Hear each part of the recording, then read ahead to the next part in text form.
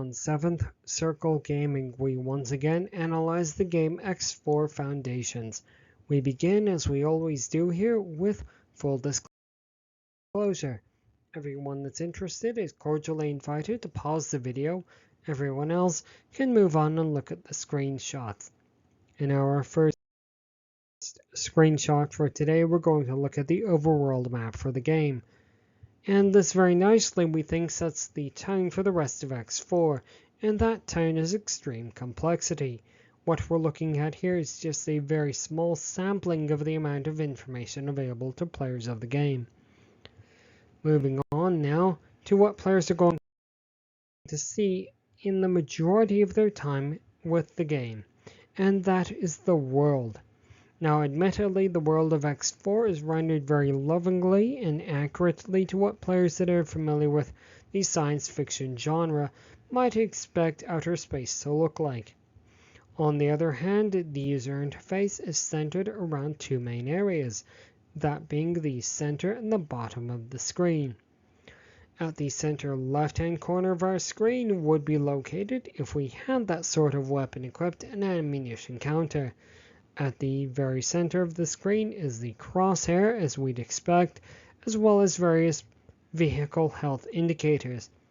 At the center right-hand corner of our screen would be found the currently selected weapon indicator.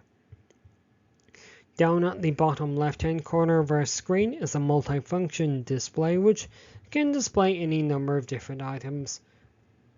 So it really isn't that important what it's displaying now. At the very bottom center of the screen is the minimap, which shows a variety of different pieces of information, although what we should state here is that by the player selecting an item as their currently selected object, the game will provide arrows directing them to that object. At the bottom right-hand corner of the screen is the notifications bar.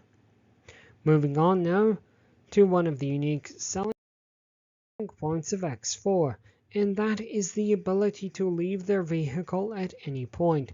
Players could choose to dock at a space station and explore the world on foot, as we're seeing here, or players could simply choose to stop their vehicle in the middle of outer space and explore the world in a much more up-close and personal way with a manned maneuvering unit, or MMU. Now, where players should, at least in our opinion, spend the majority of their time early in the game is the trade menu, as they attempt to obtain a higher price for items that they've purchased at a previous space station, to acquire additional funds to acquire upgrades for their vessel. Now then, we would be quite remiss if we didn't mention one of the custom scenarios that players can create that the game provides. What we're looking at here is the custom space station creator. Players that are familiar with science fiction franchises like Babylon 5 or Deep Space Nine may find themselves a bit upset or a bit miffed, as they are not able to create exact duplicates of the stations that those series are centered around. That said, we do now move on to our first proper chapter, which is, as it always is, immersion. Here the game has earned a below average score of 6 out of 15. We don't have much to add to this other than this score of 6 out of 15 was obtained from an early game playthrough and is not representative of a mid or late game experience of X4. Moving on now to difficulty.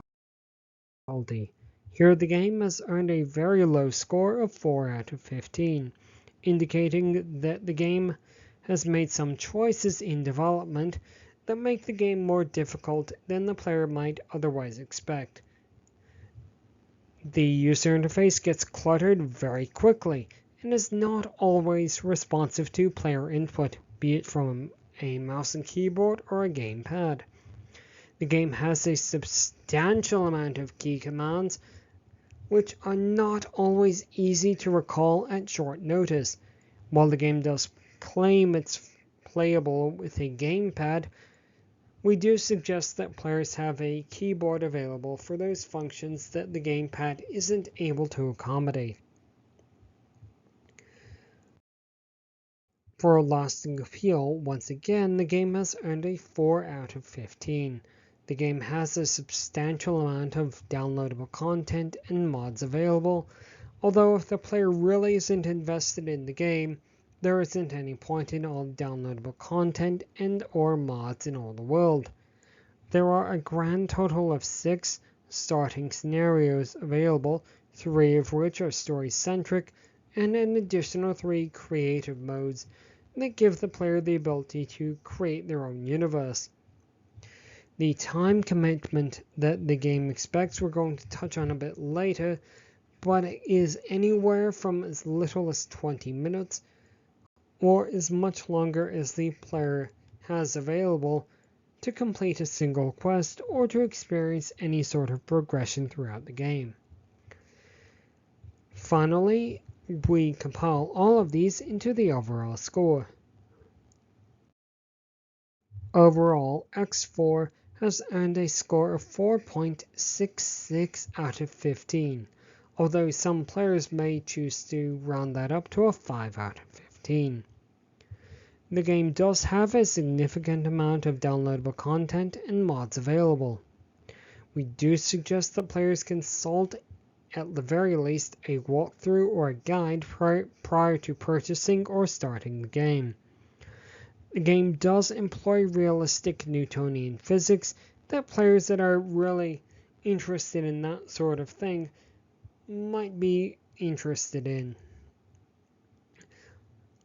The game also has some ship designs and structure designs that are impressively large and interesting to look at, again, which will appeal to players that are fans of science fiction, movies, television, and books. Now on to some highly subjective statements, so please have your salt handy.